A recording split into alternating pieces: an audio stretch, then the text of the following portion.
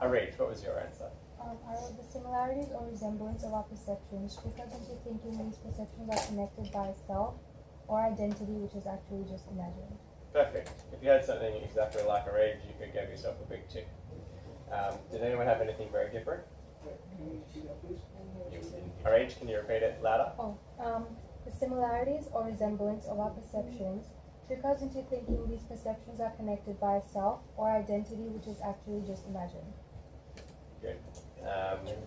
How do we notice that our perceptions are similar at different times? Memory. Good. So the memory is the faculty that allows us to draw similarities between experiences. Yeah. Particularly experiences of memory itself.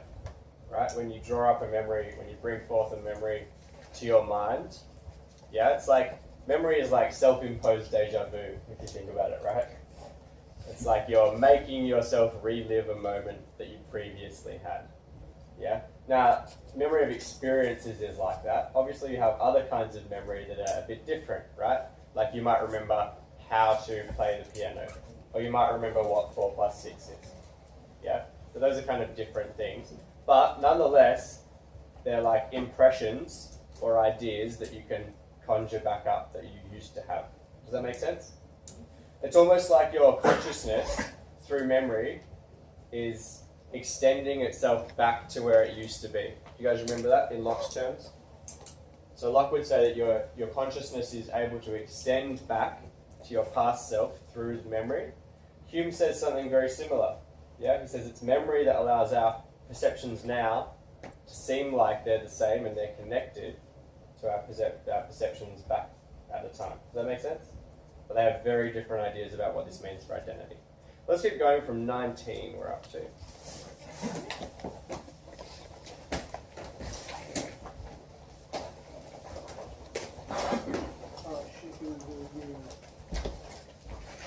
So, 18 was on resemblance. We talked about that. Resemblance and similarity is what tricks us into thinking that things are the same, even though they're different. Yeah? Tricks us into thinking that there's identity where in fact there's diversity. So, 19. As to causation, yeah, the other big quality that tricks us. We may observe then that the true idea of the human mind is to consider it as a system of different perceptions, or a system of different existences, which are linked together by the relation of cause and effect. Does everyone get for Hume that we have a system of different perceptions, different experiences, where like a constant bundle of experience, and at different times we have different bundles of different experiences? Does that make sense to everyone? And it's pretty obvious to us that like my bundle of experiences right now, though similar to yours, is very different, right?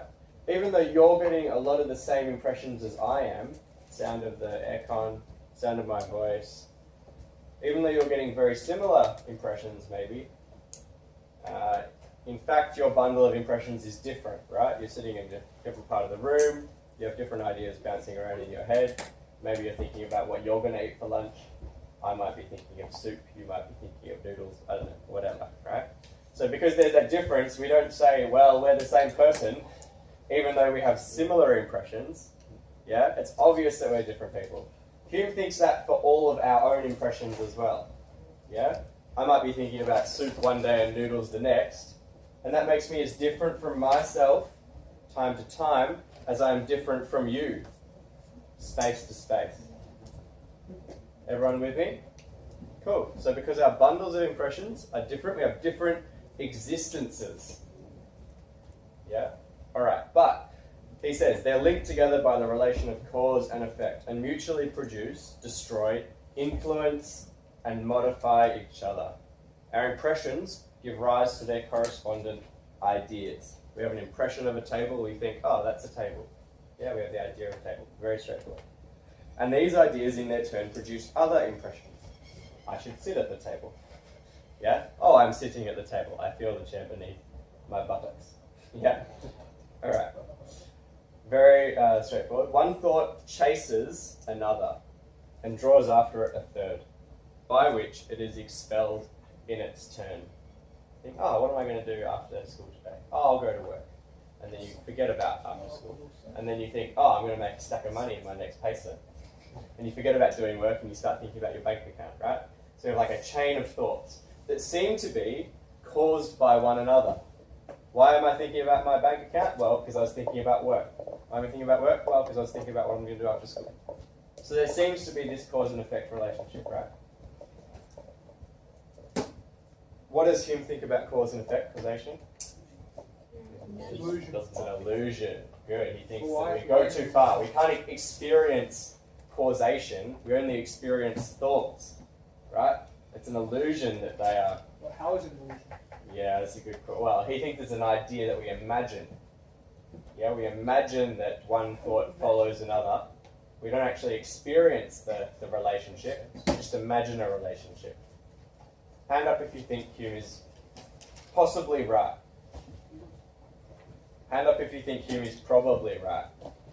Yeah, a lot of hands down. It seems pretty silly, doesn't it? Our thoughts do seem to act in a chain. Yeah? I'm speaking now, and that seems to be related to the speaking that I was doing before. There seems to be some sort of causation going on. It seems ridiculous. Hume's point is not that it's impossible, but rather that we can't experience it. We can't know it for certain. It's a bit like Descartes back saying, it's not that it's not possible, it's that it's not certain. Yeah? Alright. Let's write next to this bit the analogy of the Republic. This is a big example for Hume. I think we've come across this before, have we? This analogy. Are we all good so far? So we have different bundles of thoughts, and they seem to be causing each other in like a chain of experience, a chain of thought. Alright, in this respect, I cannot compare the soul more properly, it means sort of the mind in this stage, more properly to anything than to a republic or commonwealth, in which the several members are united by the reciprocal ties of government and subordination, and give rise to other persons who propagate the same republic in the incessant changes of its parts. I'm just going to go all the way through, then we'll talk. And as the same individual republic may not only change its members, but also its laws and its constitutions, in like manner, the same person may vary its character and disposition, as well as his impressions and ideas, without losing his identity. Whatever changes he endures, his several parts are still connected by the relation of causation. And in this view, our identity with regard to the passions serves to corroborate that with regard to the imagination, by making our distant perceptions influence each other, and by giving us a present concern for our past or future pains and pleasures. So how is a person's identity like a republic? Can anyone explain it to me in plain language? David? Like certain aspects of them can change, but they can still like be the same thing. They don't lose their identity. Like small things have changed. Good. So let's say Australia became a republic, right? Let's we say, hey, monarchy in Britain, we don't want you anymore. You're not the head of our state anymore, Queen Elizabeth. We're going to make a republic, and we're going to have the Australian Republic, and we're going to make a bunch of laws. They're going to be very similar to the ones we had before. We're going to have a big election, and we're going to vote in a bunch of people, right? And those people will make up what we call the Australian Republic, yeah? And then we imagine, at least according to this example, that there's a thing called the Australian Republic. And next election, we'll get a whole bunch of new members in. Maybe some of the members will be like, I'm retiring, but I think this guy would be really good for the job. And they get voted in. Yeah? And because they said this guy would be really good for the job, lots of people would vote for them. And there seems to be a cause and effect relation there between the old republic, which was full of the original members, and the new republic, which is full of new politicians. Does everyone see that? But we say that the Australian Republic remains. It's still the same Australian government all the way through, even if all of the members change. Does that make sense? It's a bit like the ship of Theseus example, but we imagine that the ship is the same ship even if we replace all of the parts. Does that make sense to everyone? Nice. Let's maybe talk about it in terms of Wellington, right? So Wellington is a school, right? It's the school and it's made up of a bunch of buildings and a bunch of people. Let's say Mr. Blakey decides to retire, or I decide to go to a different school, or you guys just finish up in year 12, right? You guys go off and you leave the school and you're no longer a part of the school, right? Like impressions in the mind might slip away. But then other new, smaller people come and they fill up all the spots in year 7 and the year 7s become year 8s, etc. And we say that Wellington remains. Yeah? And we say that like the identity of the school is the same. It's still Wellington Secondary School. Yeah? I want you to talk to the person next to you. Just decide for yourselves. Forget about Hume for a second. Is Wellington Secondary School a real thing? Or is it just like an imaginary idea that we make up? Talk to the person next to you.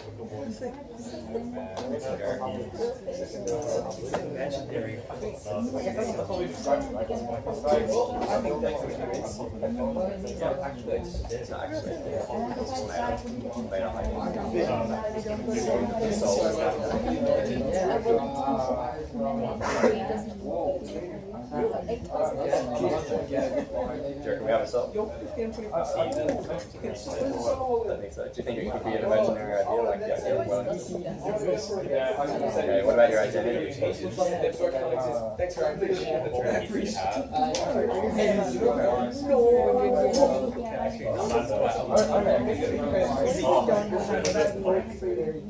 So your brain doesn't change all the time? Doesn't that mean you have like a different year every time you brain? And I'll be on flop Okay, so something continues. Does it continue because it's the same? Or is there something bigger that can change but still be the So same? imagine me something easier now.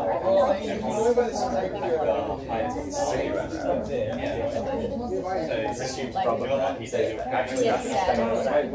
It's not the same.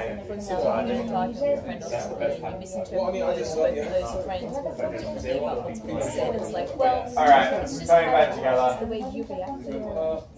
Put your hand up if you think the idea of Wellington is just an idea. It's just that. It's just an idea. There's no actual identity or something that is Wellington. the principles. Oh, the Wellington way is a big part. Oh yeah, the Wellington way. The principles. Ah, And everything. good. Let's say that the core of Wellington isn't actually the students, right? Those things can change. Yeah, like maybe hairs on your head might change, etc. But the core of a school, Abdul says, is the principal class. You have the one principal and 4 assistant principals. Yeah? The 4 or 3? 4. So we have Mr. Butler, Miss Brisbane, Mr. Dwyer, and Mr. What happened to Miss Collins? I haven't seen her around this. You're retired, bro. so here's the question, right? Abdul is saying that the core of Wellington is the principal class, right? So even though some things about it might change, there's an inner core, maybe the soul of the school, which we would call the principal class in this case. Now maybe we're wrong, maybe it's not the principal class, maybe it's something else. But let's just say it's the principal class for now. When Miss Commons retired then, does that mean that then it becomes a new thing? Yes. Yes, if that happens. What about, let's just say, it's not the principal class in general, it's just the principal. Mr. Blakey alone is the core of the school, and if he leaves, he retires, say, then it's a different school. Hand up if you buy that. Well, the vision of the principal will change. So like what they want to do and impact the school will be different. And Yeah. prospect. Definitely. So- Become a different Yeah. place, isn't it? But doesn't the vision of the school change when you have like a new school captain as well? Not really. The school doesn't do anything. Oh. Damn, I'm sorry. Yeah, I'm like serious. What No, do you they are do? serious. Don't you think they changed the character of the assemblies, for example? Not slightly. Slightly? Yeah. Not a big way? For my inline game, they make it less formal. let's say half the students left the school. That would change the character of the school, wouldn't it? You reckon still be Wellington? Yeah. Okay, if Mr. Blakey left, do you think it would still be Wellington? Hands up for yes. To an extent, though, it's not fully. Not fully. You Not can't fully fully the say same. yes, fully say no. It's like So Hume is saying that if there is any change, it's different, right? Because change equals difference. That's what the word change means, right? So we can't have identity. We can't have identity if we also have change. But change is inevitable. I watched too much Avengers. So what do you think he thinks then about this republic? Does Hume think there is a republic? No, he doesn't think it's a real thing, but he does think it's a real idea. It's an idea that we falsely believe, we falsely make up because our memory tricks us into associating similarity with identity. Everyone good with that? Nice. Can you please write out quickly an outline of the analogy of the republic? To explain the analogy and Hume's conclusion.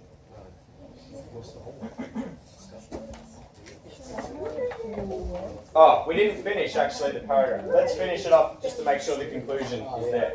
So we're going from, and in this view, are we there? And in this view, our identity with regard to the passions serves to corroborate, reinforce that with regard to the imagination, by making our distant perceptions influence each other and by giving us a present concern for our past or future pains and pleasures.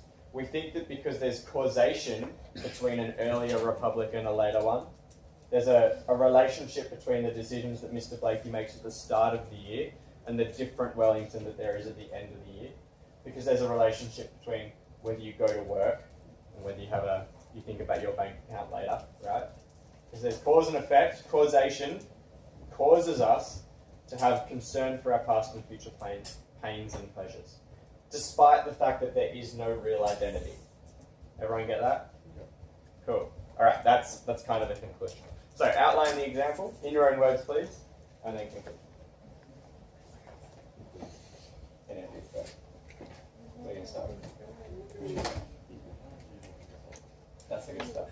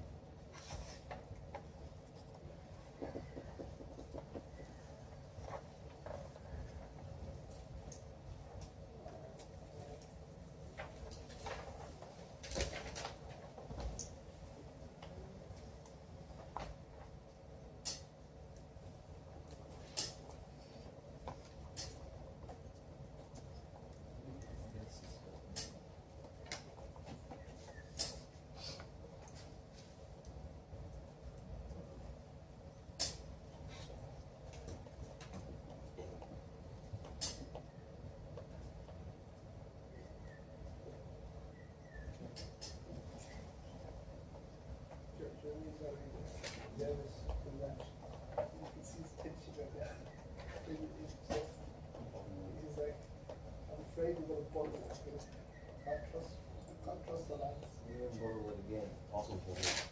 Like it was last year. We didn't bottle it. Yes, he did. We're the underdog. And we bottle it. Not really. Keep on. Some, you were favourites. Salah was favourites to lift it. Yeah. Yeah, we were favorites this year, I bet. Yeah, Kyrgios is unknown. Are you going to give it back? No. Sure you are. No, You get the we second won't get keeper. any games. Second keeper. We're going to get Pepe Reina back. The backup. Are they interested? No, it's a backup keeper. Romero is the best pickup that I can give. then you like leave it. Huh? Roll three's the best. What's the best key? I'm not gonna get a minute of time in that one after. No, we won't. Wait, do you You'll think get leave. who's Robertson? Robertson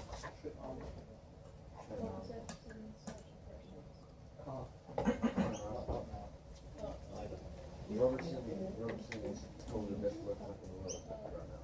No, Luke Short. Luke Short. No, he's got a proper idea. Marcel's good. Emerson's better than Yeah. Marcel's better than Robertson. Are you sure? Marcel is like a, I think he's also a left wing. He's similar as well. Isn't he? Yeah, one. That's a good use of the bad player. Well, what Right? else is it? Okay, where's my phone? You're usually different. Read Ryan's. You're saying. Or I think he made a mistake coming back. He made a mistake coming back. Then it's I IR. agree with you. What is it? It's my little joint now. This is Ryan's. It's not there. It's a dad. You think he's gonna say Or read someone else's post then. No, no. Yeah, I wrote, At 10 in the morning. I'll write the, Read someone else's post. Next to Chelsea will clap. Watch. Your best player was doing something. That's cool. It is in Greek mythology. Rest. At 10 o'clock. No, sorry. And then I finish at 45 and then cross out at 10. He just bailed out because he got the I will be there. I'll come. I don't want to miss it. You disagree, can't help you. Yeah. I mean, numbers are like, they were the things, but I'm not just worried about it. numbers are like, what do you mean, the goal? Sorry. Sorry. Just get laughed Yeah. on. Just get laughed on. But Sorry. I have PSP attack in the morning and then I have cycles to school. It's like a dinosaur. It's a soul. He works in Italy. They'll farm it. Oh, he's just demonstrating now.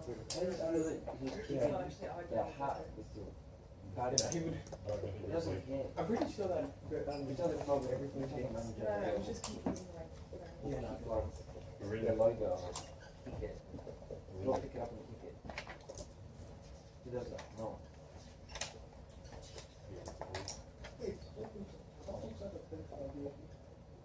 Clock.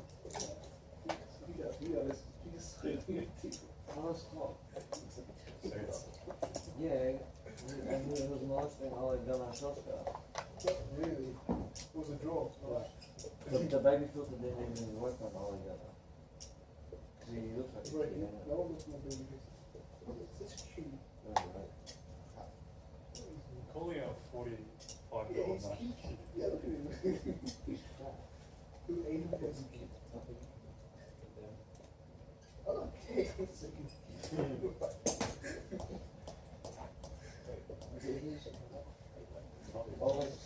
Always better than sorry. Sorry. And you know how much. that doesn't make sense. Oh my goodness.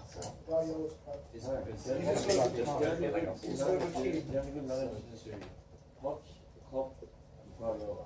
And Guardiola is still beating him. and Brendan Rodgers. No, in the front. Rodgers is better than Sarri. Guardiola spent I $500 fucking know it. million. He spends $500 million. If we look at ranking, rather Sarri or Rodgers. Sarri.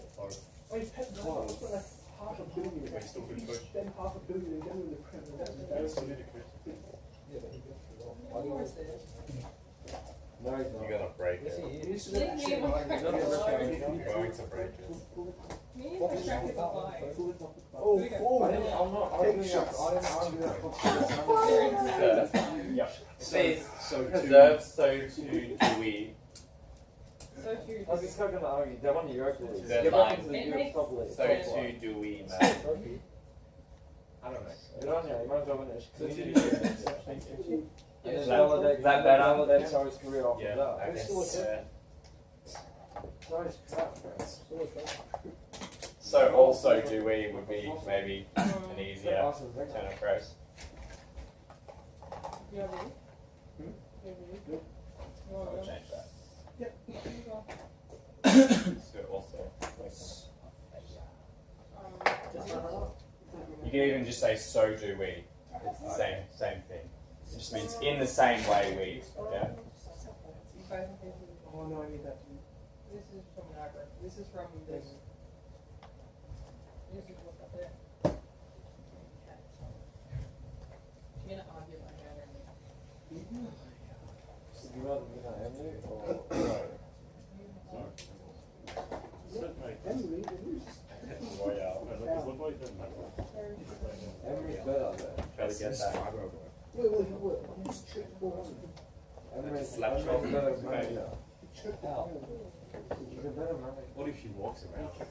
Emily crashes you. And what's going on now? Then things bad. How?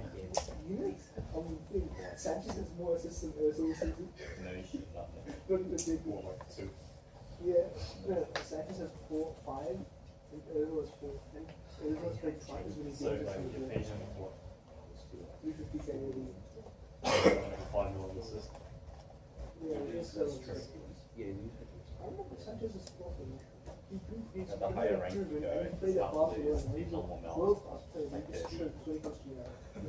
I don't know if your sister will mind. Yeah, we gave him, he played in the striker, left wing, right wing, he played everywhere. He just doesn't play. He's as if he forgot how to dribble. Like the system's crap. How about that? Alright, we might chat as people finish off their answers.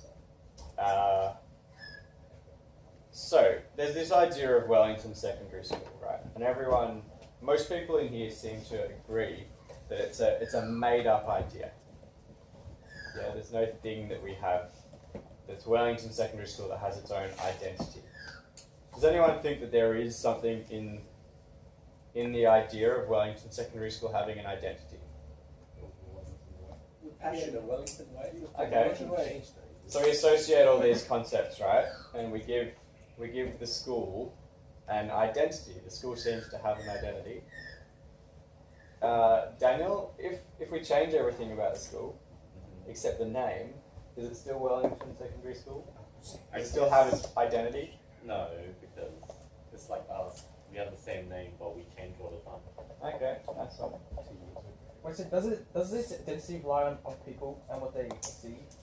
Oh, that's a very good question, isn't it? So Eric's question is, does our identity depend on your identity being attributed by other people?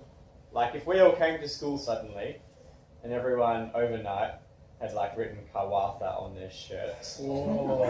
And the school, we changed the name to Kawatha. And then we all started saying, hey, welcome to Kawatha, coming to the school. Would it still be Wellington Secondary School? Eric, what do you think? That's a good question. Does anyone have an answer for Eric's question? I think it wouldn't be. It wouldn't be Wellington anymore? Okay, so maybe our attribution of identity matters then. Maybe that means your identity means, your identity is like, at its core, somehow dependent on everyone calling you and recognizing your identity. So like if you all start calling me Jimbo. Jimbo, then maybe I wouldn't be Mr. Collar anymore. Is that right? Well, to you, to your personal identity, if you perceive yourself as Jimbo, then you would be Jimbo. Ah, If okay. you still perceive yourself as Mr. Collar, then to you would be Mr. Collar. Let's assume that everybody starts calling me Jimbo. But I still call myself Mr. Collar.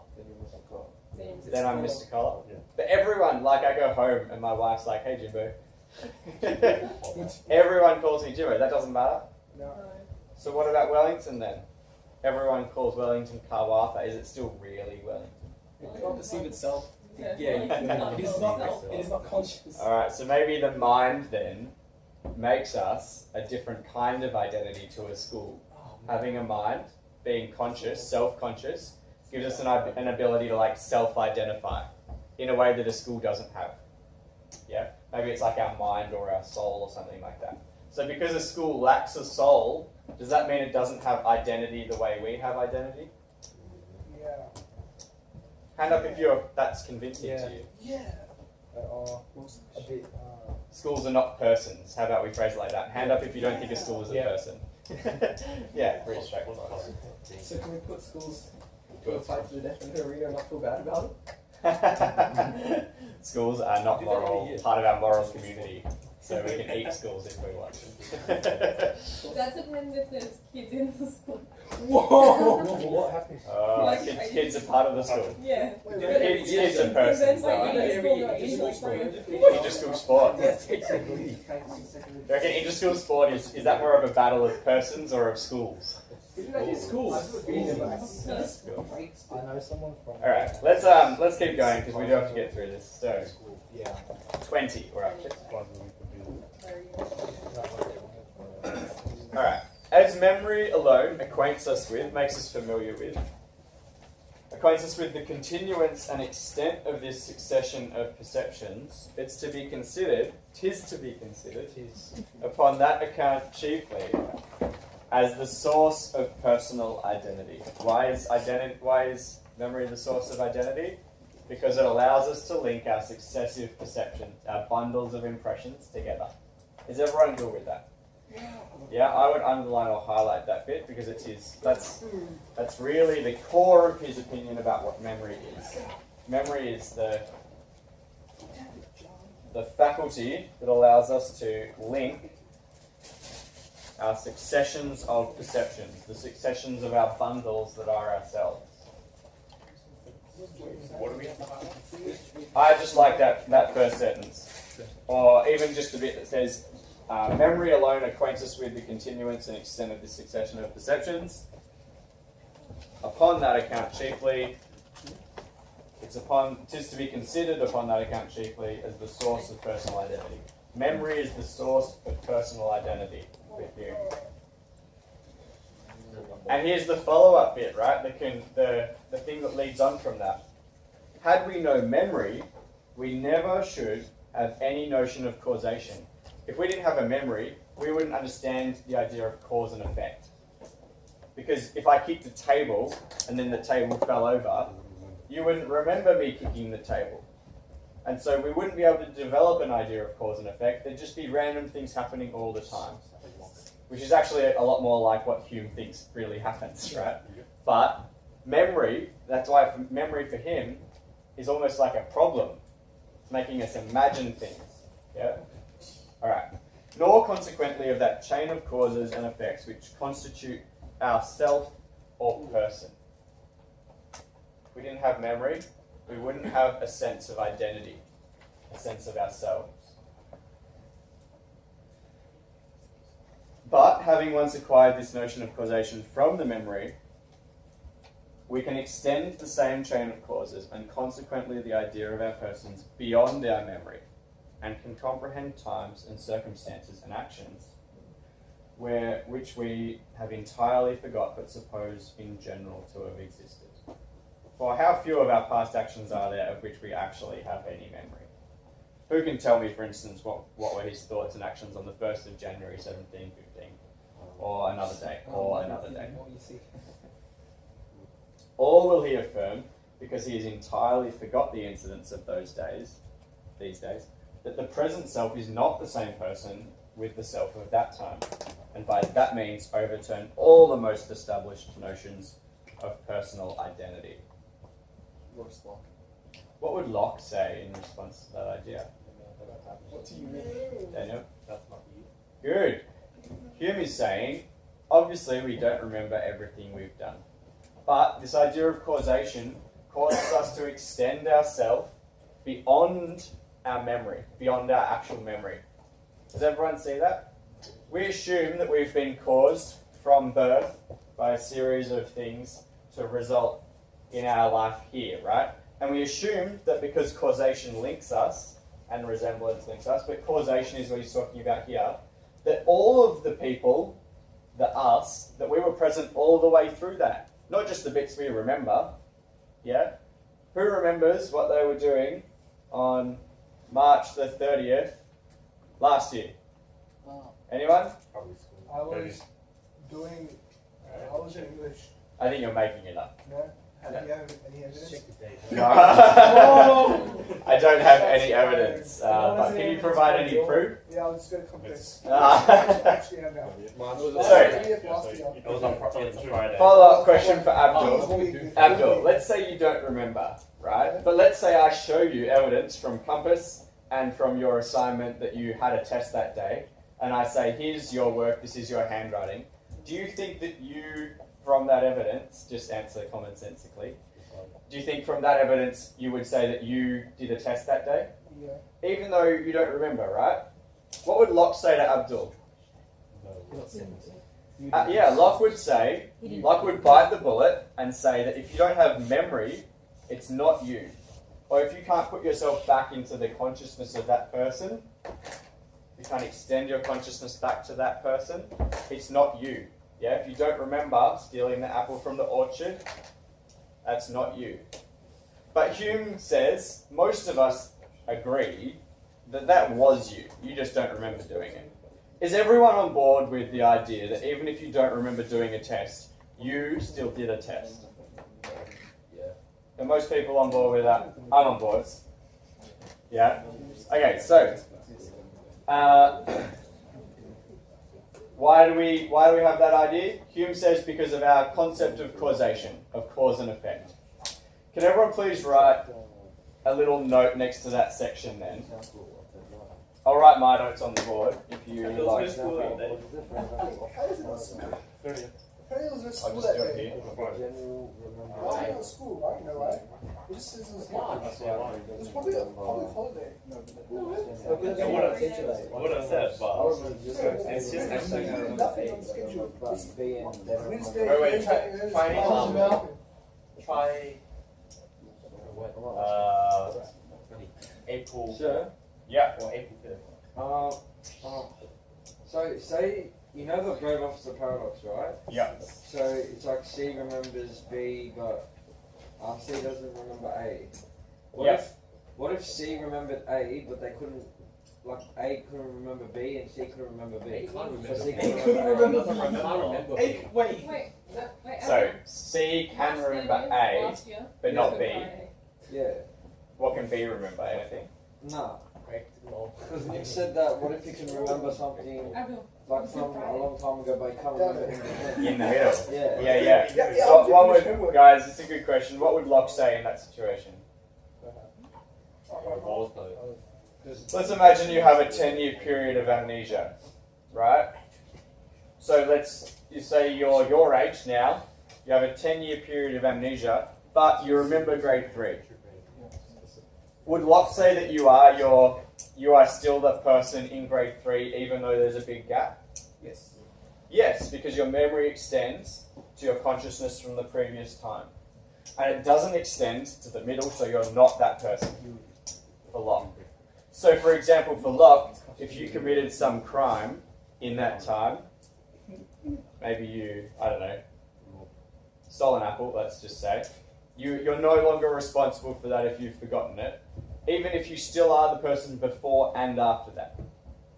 Hume's saying the common sense view, our normal view, our notion of identity, is that you are responsible for stealing that apple even if you've forgotten. That's the common sense view. What does Hume think about responsibility, do you think?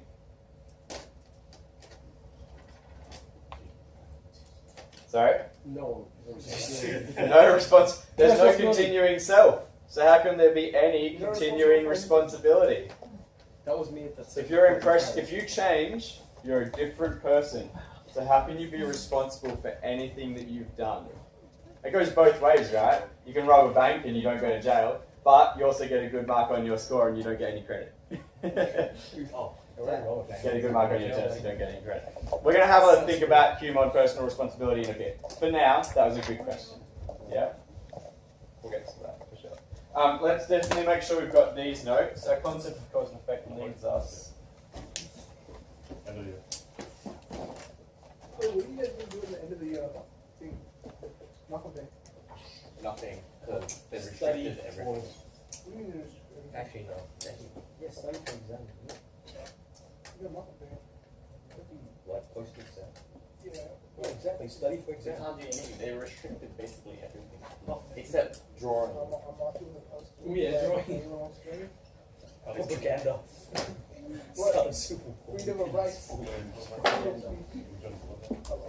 Whoa. That's completely. That's the word. What are you doing this to? Well, hey, you want to be good? I'll probably offend. Okay, these Well, how you want to be good? I'll probably offend. 7 seconds memory of the single. Well, how you want to be So good? does he forget everything like during Like, the interview? you know, They're just asking the same question over and over. Every 7 seconds. no, you want to look like stuff. Yeah. It's an old decision first. It still plays a part.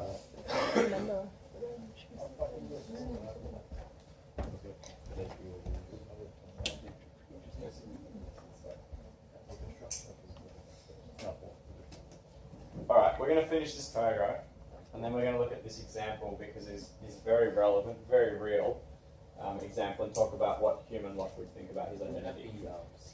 But let's finish this first. Where does that still? Where are we? It isn't.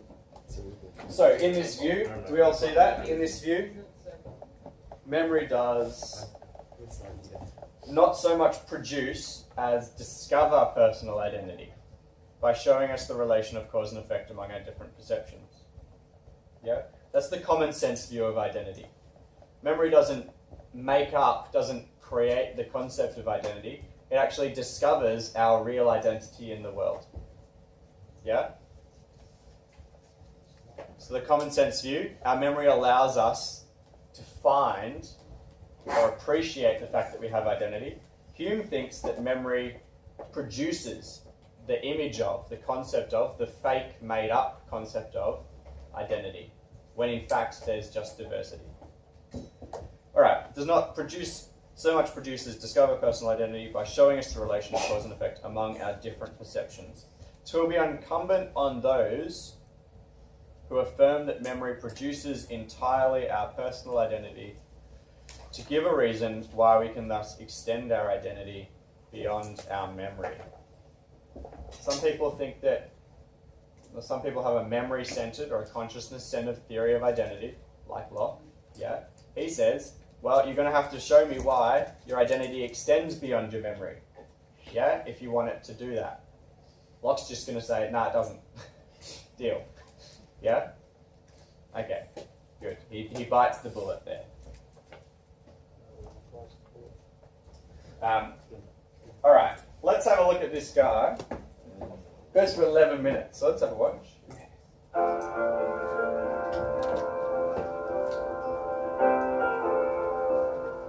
Clive Waring has one of the worst cases of amnesia in the world.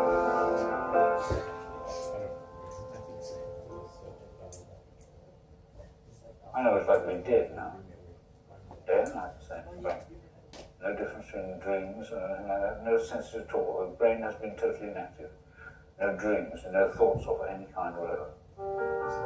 Clive was a renowned conductor living in London when he was struck down by a virus in 1985. Parts of his brain were completely destroyed, including his memory.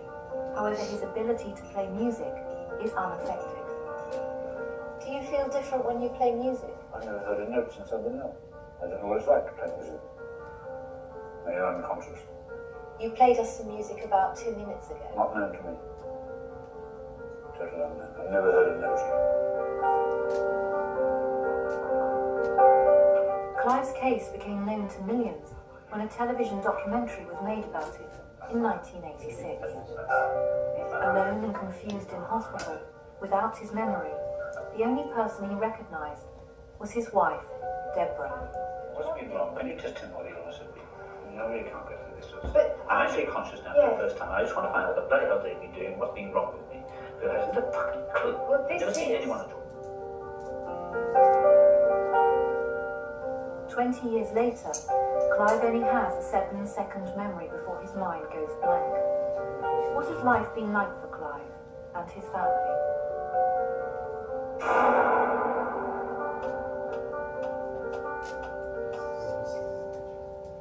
Yes, country baby. Wow.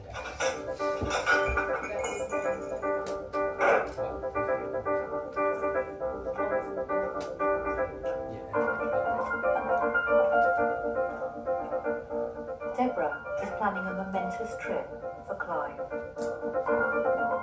Where would you like to go? Best pub in the country. If you could go anywhere, where would you like to go? No idea. No idea. Well, I'm going to take you home. Oh, I see. Oh, that's marvellous, yes. Do you know where home is? No. Yes. Yesterday. Home is yesterday. Yes, what's in there today? That's not a bad answer, actually. Home is yesterday. That's true. Yesterday And was home what? is also next Tuesday. Oh, I see. And we're going. I live in Reading. Oh, I see. You ever? It looks like Been to reading Reading? the way it spells, doesn't it? Do you think you've ever been to Reading? Yes, I have been. Have you? Yes. I've been almost every single day. I suppose you could have gone when Howard was studying there. Yeah. Yeah, I didn't know you'd ever been there. Yes, You never mentioned Reading. No, it's not a very interesting place, but I have a memory of going there. Yeah, not a very interesting place. No.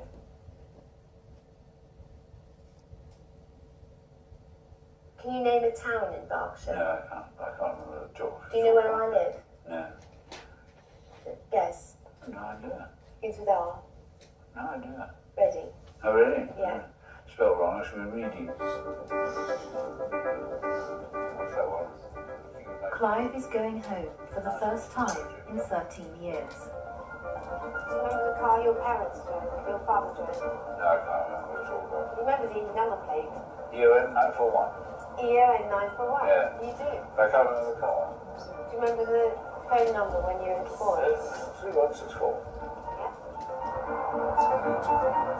Remarkably, Any questions? Do we understand his condition? So he got a virus, it affected his brain, destroyed his ability to create long-term memories of any kind, longer than 7 seconds. His short-term memory works okay. Some people's short-term memory extends beyond 7 seconds. For example, you know how many fingers I'm holding up right now, and I can take them away, and your short-term memory holds that information for a certain amount of time. And if I ask you to remember that for next time, you encode it into your long-term memory, which seems to be a separate system of the brain. Yeah, he can't do that into anything longer than 7 seconds. So if I asked you to remember how many fingers I'm holding up for next week, you might be able to do it, right? But if I just showed you, like, these numbers, like that one, and that one, and then this one, right? Can anyone tell me what those numbers were? 2152, right? You all got that. But next week, that would be quite hard, wouldn't it? Especially if I didn't tell you it was important. Yeah? So short-term memory is amazing. It gathers stacks of data, but then it all goes away. You have to take it from the short-term and put it in the long-term memory, and this is why you have to do homework every night, right? Because I can't just give you a bunch of information that you can appreciate very easily. It doesn't stick unless you make it stick, right? His problem is that he can't make it stick anymore, but he used to be able to make it stick. He remembers where he grew up. He remembers his parents. He remembers his pet dog. He remembers everything before the illness, but nothing afterwards. Does that make sense? Yeah. All right, the key question is going to be, is he still Clive all the way through those bits he can't remember or not? Clive can still recall details from his childhood, numbers embedded in his memory before he became ill. There's another guest expected for lunch, Clive's youngest son Edmund, who has not seen his father for 7 years. Things I used to do with my father always revolved around his work. It was, we'd be either going to places such as the British Museum for his research, or we'd be going to concert venues or recording venues. We would often end up in churches, and he could walk into a church or a cathedral anywhere in Europe and read it like a book. He had a vast amount of knowledge, and that's just been wiped out. It's been a difficult time.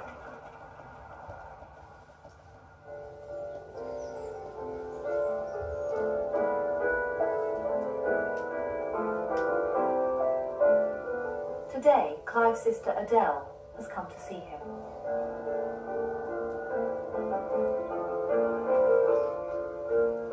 I used to take the children to see him, but he used to get very aggressive. He was very angry. You know, there was one occasion when I went to see him on my own, and he just, when I said who I was, he attacked me, almost, grabbed hold of me very aggressively. And the staff came in and sort of he'd remembered me when I was younger. He just says, no, you know, you're too old. That's all four of us, is it? Yeah. That's what Adele looked like when. How old do you think you all were then? 10 and 11. I think I'm about 4 there. About 4. Yeah, so you're about 9 or 10. Yeah. How? Definitely not. He went off to sea when he was 15, didn't he? Yeah, he went to the Merchant Navy. Yeah, but the ships travel really quite slowly compared with the aircraft. Oh, very slow. Yeah. I used to go and visit him. I found it just so difficult. And not easy to talk to him at all. My husband, who'd got no connection with him, found it much easier. He could talk about things that are totally irrelevant and quite happily carry on a conversation with him, but I have always found that extremely difficult thing to do. Oh, shame. I'm much more seeing you than seeing me.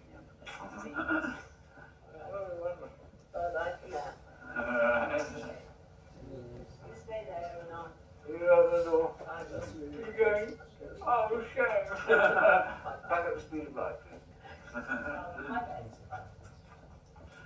She wonderful.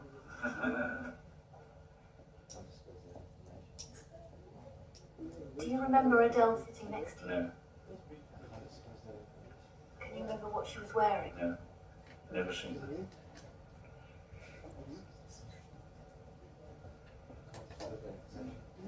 You're the first human beings I've seen, 3 of you.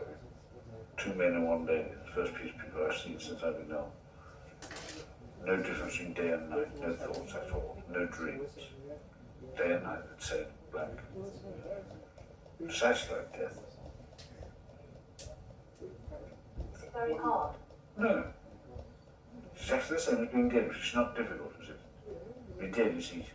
You don't do anything at all. You can't do anything if you're dead. It's been the same. Exactly. Do you miss your old life? Yes. But I've never been conscious to think that. So I've never been bored or upset. Never been anything at all, exactly the same as death. No dreams, day and night the same. When you miss your old life, you say, yes, I miss my old life. What do you miss? The fact that I was a musician. And in love. He'll say things like, do you know what it's like? And that's really dangerous, because if you, I actually did, I said yes like once, because I was just saying yes, no, yeah. That was disastrous. I've never said that again since.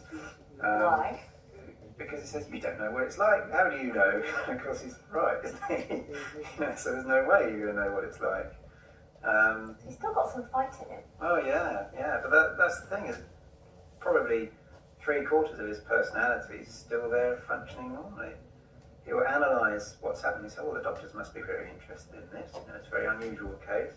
He worked it all out over and over again because he doesn't really remember that he worked it out an hour ago.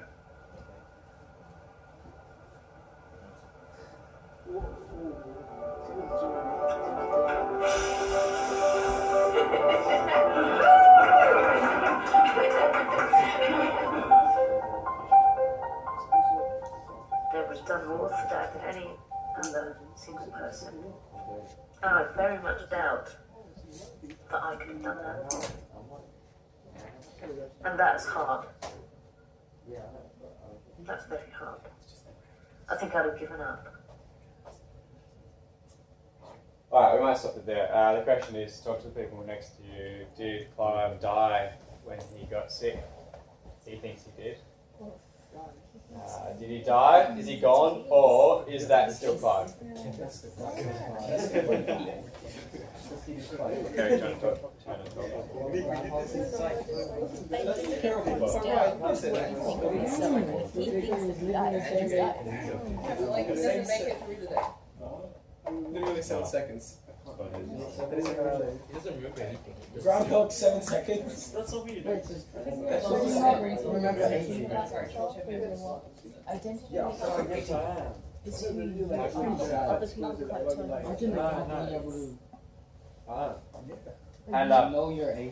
up if you think that he really is gone. The person that was Clive is not there anymore. Can you say why? Because identity comes down to who you are, and other people can't tell you that. And if he personally thinks that he's died, then he has. Okay, so we have to self-identify to have an identity, and he can't do that. He says that he's gone, so he is. You just believe him. Okay, Arij, is that the same reasoning or different? Kind of in the middle. I'm kind of in the middle. Middle. Yeah. He's sort of there but not? Yeah. Okay, interesting. Hand up if you think that he's still Clive. He's still there, it's still him. Just resetting everything. Ryan, can you tell me why? It's him, like, I know, it's just him.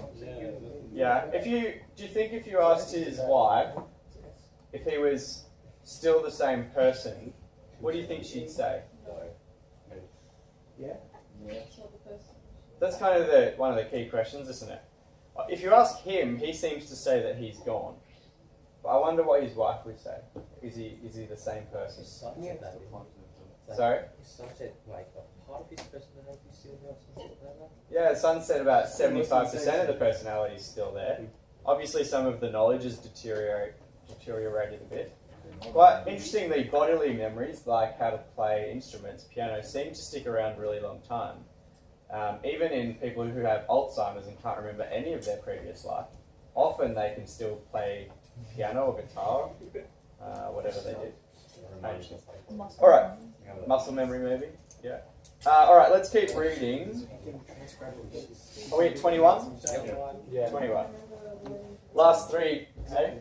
Trying to finish this off by the end of the class. So, the whole of this doctrine leads us to we didn't talk about Locke and Hume in terms of Clive. What would Locke say about Clive? He's different. Yeah, he's not the person that he doesn't remember being. So all that time in the middle, since his illness, he's not that person. Locke would actually agree with Clive in that situation, wouldn't he? Every 7 seconds Every 7 seconds there's a new him that relates back to the him before the illness, isn't there? He adds like a new 7 seconds onto that, but he doesn't accumulate any more time as his identity. Does that make sense to everyone? Yeah. Okay, what would Hume say about him?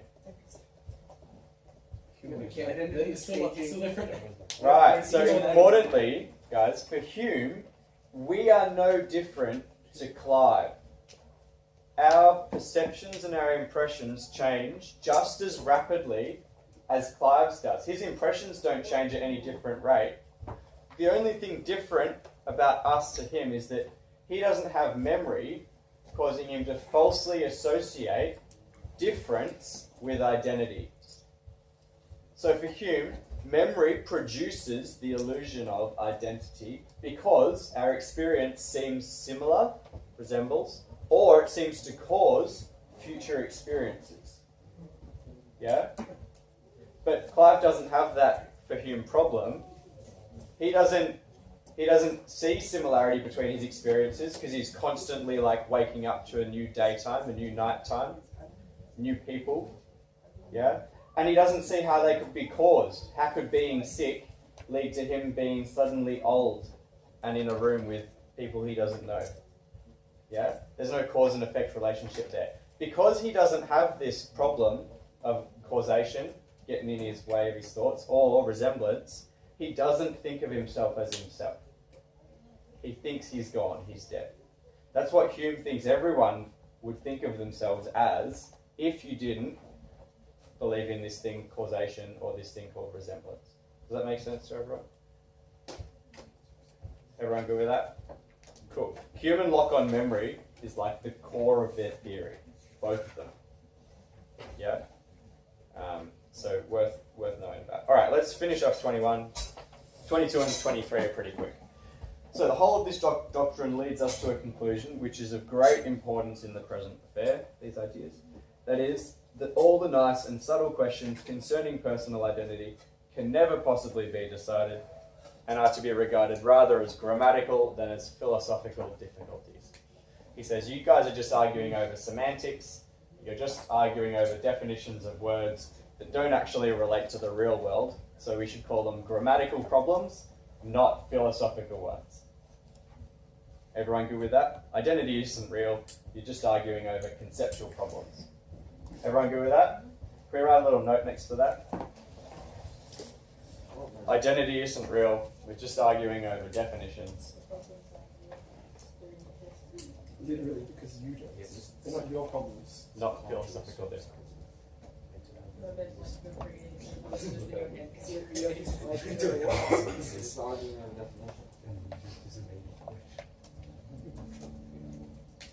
Regarding these philosophical problems is Yeah,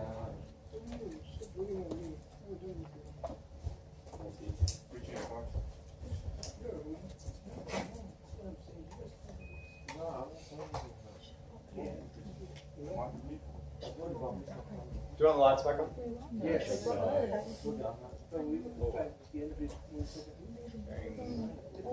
Mostly yes? No. No, mostly no. If you want, guys, you can open the blind at the back. That might give you a bit of light.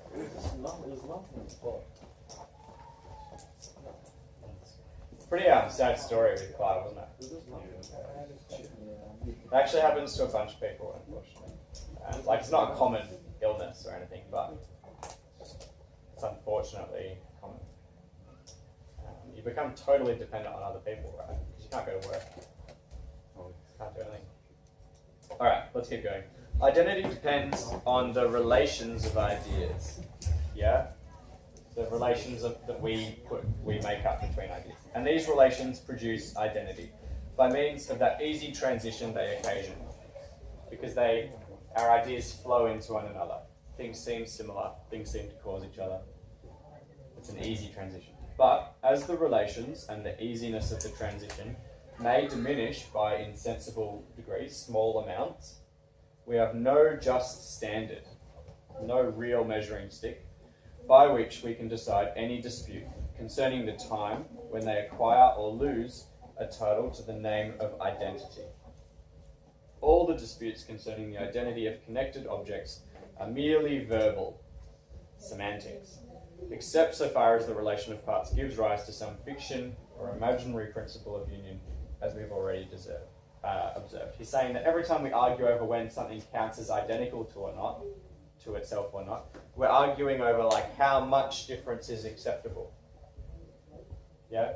Like if I had a totally new face and body, would I still be the same? People might say, oh no, then you'd be different. You'd be like, well, what if I just have 2 new arms and new ears? So you're like, oh, you're not really the same person. You're like, well, what if I just have 1 new ear and 1 new arm? They were like, yeah, then you're the same. That's just arguing over semantics, right? We're just arguing over definitions, says Locke.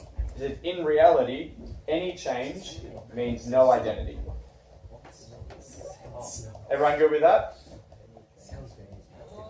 Any change equals diversity. Means there's not sameness anymore. All good? Excellent. Let's keep going. 22. What I've said concerning the first origin and uncertainty of our notion of identity, as applied to the human mind, may be extended with little or no variation to that of simplicity. Let's do these last two because it's on the idea of simplicity, and it's just an important point. An object whose different coexistent parts are bound together by a close relation operates upon the imagination after much the same manner as one perfectly simple and indivisible, and requires not much greater stretch of thought in order to its conception. If something is made up of very simple and similar parts, it looks to us the same as something which is made up of one completely simple part. Follow me on this. From this similarity of operation, we attribute a simplicity to it and feign a principle of union as the support of this simplicity, and at the centre of all the different parts and qualities of the object. If something's simple and indivisible, it means it's one thing and it's unchanging. Yeah? Our identity seems to be like that. We seem to have a core character, like Wellington might have a core principal class, a core something that makes us us. what name would you give to the core something that makes us us that David Hume might be talking about? The soul, perfect, exactly. He's talking about the soul here. He's saying that we might argue that there's a simple thing, a soul, yeah, which continues the same and which is us. But he says in actuality, we just have an illusion of this, yeah, that's created. We have an illusion of a soul that's created by the idea that our perceptions are very similar. We're made up of a lot of similar parts that seem to be one thing. Our identity, our self, our soul. Hume is rejecting the reality of the soul here. He's saying there's no core inner you that continues simple and indivisible. Make sense? Alright, maybe next to that, just write, maybe I'll write on the border, sorry.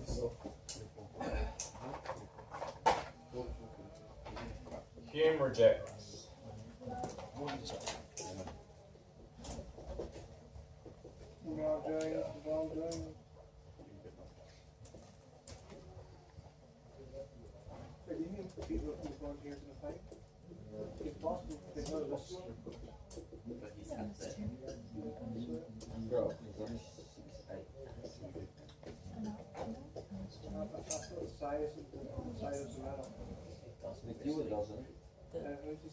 The one you don't normally go to. Yeah, but Jerry is smart. LSU is the one that hosts yourself. He's in school. He's a dropout. Also the animal. No, he's not. Yeah. Don closer to see this. Oh, the other two. Yes. Yeah. Okay. Yeah, going to school doesn't make you smile. What about United It's States. called You know the first sack again? I have no idea. I just know the United States or something like that. Have you gone to first English? How do you know about that? He had no one. How do you? I'm not someone told me. because you just told right now. What are you doing?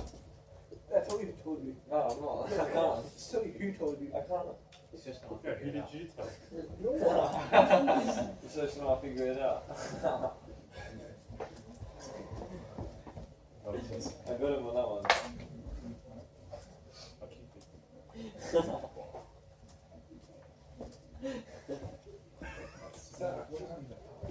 I showed up. Someone's obviously all your criteria.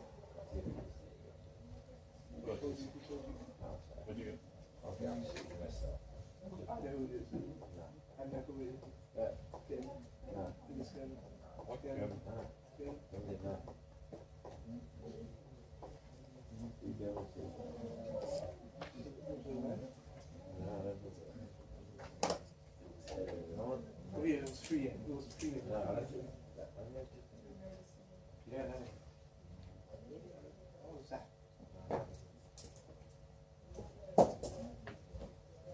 Tell me what you got to make sure. Well, what was told you? What do you get? Huh? I don't know, I think it's All middle. All middle you know, two. Yeah, middle two. Viewing causation. The Harvard two. Yeah, The second column. to see each other. I thought it was one column. Sure. I did well. I did well. That's the also. Yeah, high meeting. High meeting. Yep. You got a rubric. Yeah, no, just I did well. Alright, very nice. It also studies, yeah, it's so boring. I guess you're right. Like reckoning, what kind of book is that? Kids. Like reckoning, every reckoning. What's it about? Pardon? What's it about? It's an autobiography about this woman. I haven't even read it yet. How can you say boring? How do you know it's boring? Yeah. Everyone says Well, don't judge me. Ah, that's what everyone says. Shit, bro. Abdul always judges a book. Has anyone actually read that? That's why doesn't read the book. Fine, let me actually, has anyone that does English read reckoning? No, wait, I haven't We read have to read it because there's no smart names on it. Wait, there's no sparkles. I can get away with namesake. Oh my god. Oh, legit? Yeah, there's also a movie Save I my watched. English grades. No, it's but just- can't read it. Rip English, right? You guys can't do an essay on Spark. You need to Oh, read the yeah? book. Wow. Oh, that's why I did the whole lot. It gives you the themes, it gives you the quotes. It gives Oh, you it's the main good to ideas. read. I'm not saying it's bad to read. Definitely check out as much internet research as you can. But you need to read the book. You can read it and then write your own notes on it. Actually, Even read it. This stuff, I think Alright. if you memorize the quotes, you memorize the themes and the characters, and you read all the chapter summaries and everything. Yeah, you could probably do a pretty I good read job. it fake news further than You may as well just read the book. It's like Anna says. You read it. Alright, last bit. Are you ready? Not even any notes on this bit. Oh yeah. Thus, we've finished our examination of the several systems of philosophy. Remember, he's writing a massive book here. He's talking about a whole bunch of different stuff. This is just a small section. Both of the intellectual and natural world, and in our miscellaneous way of reasoning, have led into several topics, which will either illustrate and confirm some preceding part of this discourse or prepare the way for our following opinions. It is now time to return to a more close examination of our subject and to proceed in the accurate anatomy of human nature, having fully explained the nature of our judgment and understanding. What does that mean? He's done. We're done here. Yeah. Good. That's all that let's focus on paragraph something means. It's like, we're done here. I think I just included it because it ends the section nicely. Let's focus on something else now. There's not actually any arguments or really thoughts in there, so that's fine. We are done with Hume, the Hume text. What was I going to say here? Oh yeah, you guys will be really pleased to know he wrote an appendix to this volume, right? It's massive. He wrote these massive books. An appendix is a bit at the end where he comments on parts of his earlier work, right? So he wrote this and then he sent it in to be published, and it was all published, and he writing his final notes, chucking them in the appendix, and he goes, in the appendix he writes this. By the way, in that personal identity section, I made some big mistakes. No. Full stop. Wait. So heaps of philosophers genuinely have spent years trying to work out exactly what he meant, because he didn't tell anyone what his mistakes were. He just said there were mistakes. So this whole section. Something clashed. Some small thing clashed. So maybe he thinks that he definitely thinks he's made some sort of mistake in this, right? No, he just doesn't tell us, unless he was lying, maybe. But I think he was genuine. People obviously have problems with his theories, right? And people are pretty sure they know what his mistakes are. We're going to look at some objections. But it's just interesting to know, right, that he thought he made some mistakes. Okay? So keeping that in mind, can we go to page 168 in the textbook? Prince Charlie? Oh. What are you going to do? Don't worry about me, worry about him.